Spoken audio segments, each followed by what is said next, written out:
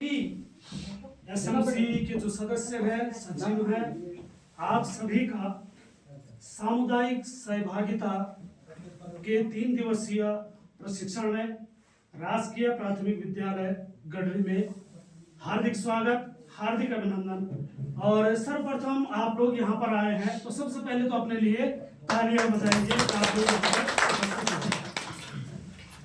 और ये सौभाग्य की बात मैं कहूँगा कि इस प्रशिक्षण में हमारे बीच में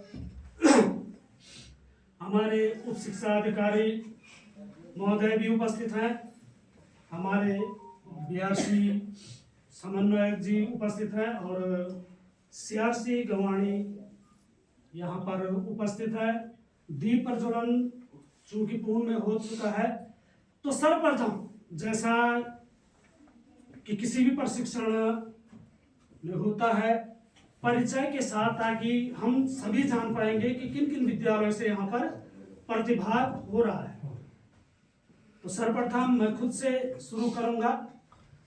तो मेरा नाम मनोज कुमार नवानी, सहायक अध्यापक, राजकीय प्राथमिक विद्यालय ताली। और इस समय आप लोगों के बीच में ये प्रशिक्षण संदर्भदाता के रूप में एमटी जिसे बोलते हैं, उस रूप में मैं आपके बीच में हूँ। और मेरे साथ एमटी के रूप में सर अपना परिचय। और मैं राजकीय प्राथमिक विद्यालय टिल्ला मल्ला से इधर से शुरू कर लीजिए।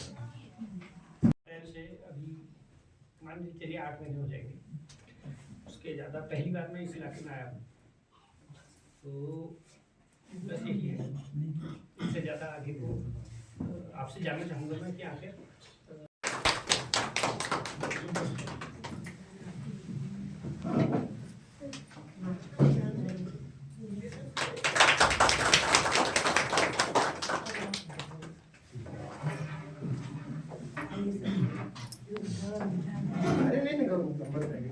हम तो इसको करवा रहे हैं, हम कहते हैं हम एक कर दो देख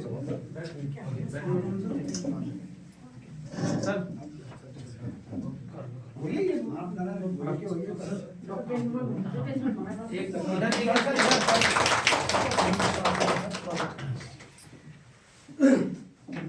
मैडम नहीं हो गया कोई नहीं, क्या हुआ मैम, तो कोई नहीं।